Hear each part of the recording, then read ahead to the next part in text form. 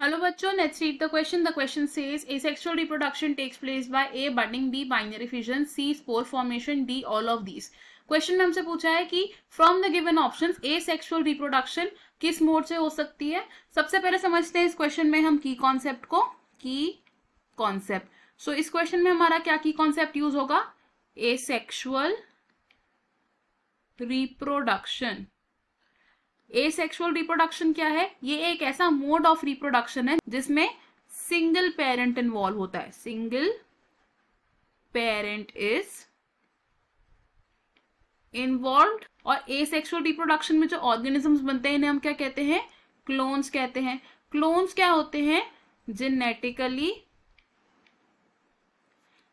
Identical organisms. अब asexual reproduction अलग अलग मोड से हो सकती है, जैसे कि बडिंग,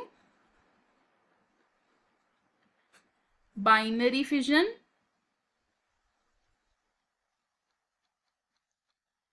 फ्रैगमेंटेशन,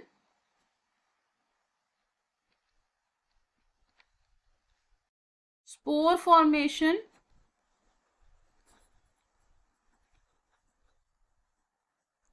अब बडिंग क्या होता है? बडिंग होता है एक ऐसा मोड ऑफ रिप्रोडक्शन जिसमें एक पेरेंट पर बड लाइक आउटग्रोथ डेवलप होती है एंड वो बड फर्दर डेवलप होके एक फुली ग्रोन इंडिविजुअल बना लेती है. और बडिंग जिस ऑर्गेनिज्म में होती है उसका एग्जाम्पल क्या है हमारे पास? Hydra.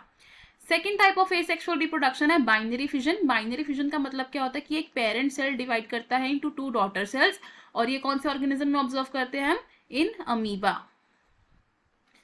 Third type of asexual reproduction is fragmentation है. फ्रैगमेंटेशन का मतलब क्या होता है कि पेरेंट बॉडी का एक फ्रैगमेंट डेवलप हो जाता है इनटू फुली ग्रोन इंडिविजुअल. इसका एग्जांपल क्या हो सकता है? स्पाइरोगायरा.